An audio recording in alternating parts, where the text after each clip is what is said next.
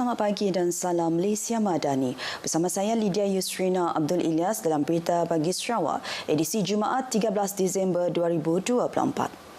Kementerian Industri Makanan, Komoditi dan Pembangunan Wilayah mengesahkan kes penyakit African Swine Fever ASF dikesan pada ternakan Kinzer di Mongkos, daerah Terbeduk pada 29 November lalu. Menterinya Datuk Seri Dr. Stephen Rundi Utom berkata tindakan kawalan segera telah diambil oleh Jabatan Perkhidmatan Veteriner Sarawak bagi memastikan wabak tidak merebak ke kawasan lain.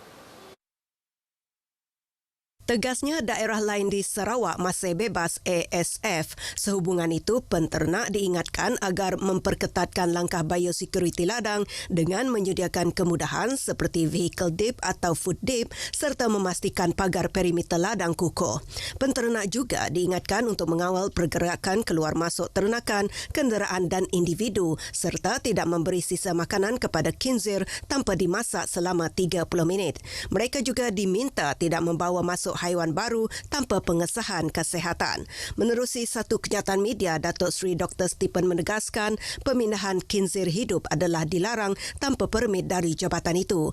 Tambahnya, penternak yang mengesan tanda ASF seperti kematian tinggi, demam panas atau kesukaran bernafas diminta segera melaporkannya. Dalam perkembangan lain, beliau memberi jaminan bahawa bekalan kinzer di Sarawak mencukupi menjelang sambutan Hari Christmas dan bekalan di pasaran adalah selamat untuk dimakan.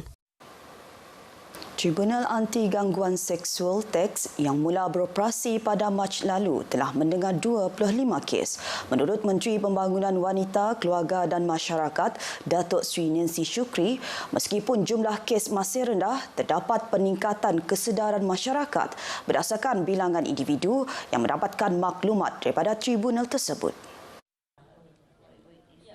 Antara kes yang dilaporkan terdapat situasi yang hanya melibatkan permohonan maaf tanpa pampasan, manakala ada juga yang melibatkan pampasan wang. Sebagai contoh, satu kes di Seri Aman Sarawak baru-baru ini menyaksikan tribunal memutuskan pelaku membayar pampasan sebanyak RM28,000 kepada mangsa serta memohon maaf tanpa rekod jenayah. Datuk Seri Nancy menegaskan bahawa tribunal ini terbuka kepada semua, termasuk lelaki yang menjadi mangsa gangguan seksual. Beliau berkata demikian semasa sesi town hall program toleransi, sifar keganasan, advokasi anti gangguan seksual di Universiti Malaysia Sarawak UNIMAS, Kota Semarahan.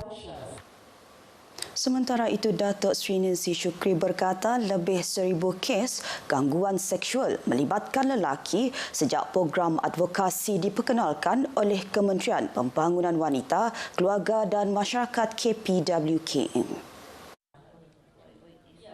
Katanya, purata umur lelaki yang melaporkan kes ini berada dalam lingkungan 20 hingga 40 tahun. Kebanyakan mangsa lelaki enggan membuat laporan polis kerana rasa malu, namun mereka berkongsi pengalaman dengan kaunselor. Kaunselor memberi panduan dan nasihat kepada mangsa, termasuk mencadangkan mereka melaporkan kejadian kepada polis. Namun, keputusan tetap terpulang kepada mangsa. Beliau menegaskan bahawa KPWKM komited menyokong semua mangsa gangguan seksual tanpa mengira jantina untuk memastikan mereka tidak berasa bersendirian. Dalam perkembangan lain, Datuk Seri Nancy Shukri menasihatkan semua pihak untuk memberi ruang kepada polis dalam menjalankan siasatan kes mayat bayi beku yang ditemui di salah sebuah hospital swasta baru-baru ini. Beliau menegaskan bahawa tindakan ini penting bagi membolehkan pihak polis melakukan siasatan dengan teliti dan mendedahkan perkara sebenar mengenai kes tersebut. Namun, Datuk Seri Nancy menjelaskan bahawa kes ini berada di luar bidang kuasa kementeriannya dan ia juga melibatkan isu yang berkaitan dengan hospital yang mana hal tersebut berada di bawah bidang kuasa pihak lain. Cadangan pembinaan Pusat Komuniti Berkeperluan Khas Sarawak telah diluluskan dengan peruntukan bernilai RM55 juta. Menteri Pembangunan Wanita, Kanak-kanak dan Kesejahteraan Komuniti, Datuk Seri Fatimah Abdullah berkata, pusat ini dicadangkan pada 2021 untuk menyediakan perkhidmatan holistik dan bersepadu kepada orang kurang upaya OKU. Ketika ini, projek tersebut berada dalam fasa reka bentuk namun lokasi pembinaan belum didedahkan. Pusat itu antara lain bakal menyediakan intervensi awal, terapi dan perkhidmatan pemulihan untuk kanak-kanak dan individu dengan keperluan khas. Ia juga akan menyediakan latihan vokasional untuk OKU. Datuk Sri Fatimah menyatakan demikian pada majlis graduasi pelatih Pusat Pemulihan Semarahan dan perasmian sambutan Hari OKU Sarawak di Kota Semarahan. Menurutnya, sehingga bulan lepas terdapat 53,758 OKU berdaftar dalam pelbagai kategori di Sarawak. Ia melibatkan kategori penglihatan, pendengaran, pertuturan, fizikal, pembelajaran, mental dan pelbagai. Klinik Kesihatan Sebauh menerima sumbangan peralatan perubatan dan bukan perubatan bernilai lebih RM53,000 daripada Sarawak Badan Amal Tenaga Isteri-Isteri Sabati dan Syarikat Petroleum Nasional Berhad Petronas bagi meningkatkan kualiti perkhidmatan kesihatan kepada masyarakat setempat. Menteri Industri Makanan, Komuniti dan Pembangunan Wilayah Datuk Sri Stephen Rundi Utom menekankan kepentingan fasiliti lengkap untuk menangani kes kecemasan khususnya di kawasan jauh dari hospital utama seperti Hospital Bintulu. So therefore, we need a very good facility untuk kita dapat merawat secara emergency sebelum kita hantar pergi ke hospital besar di Bintulu. Because it takes about an hour or so to reach Bintulu. Jadi, without oxygen, 5 minutes we gone. So, inilah paling penting kita mempercepatkan our service as good as possible.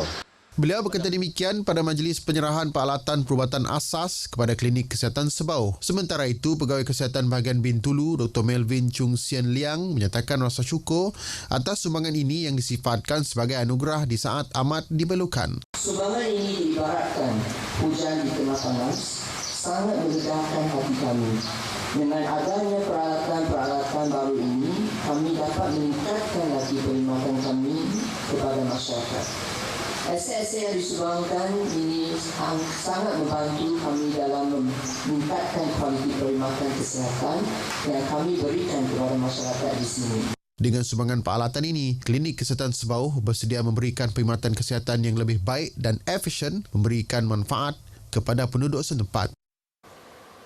Jabatan Bomba dan Penyelamat Malaysia JBPM Zon 7 Limbang berjaya menyelamatkan harta benda bernilai RM6 juta sepanjang tahun ini walaupun mencatatkan 37 kes kebakaran dengan nilai kerugian dianggarkan RM2 juta.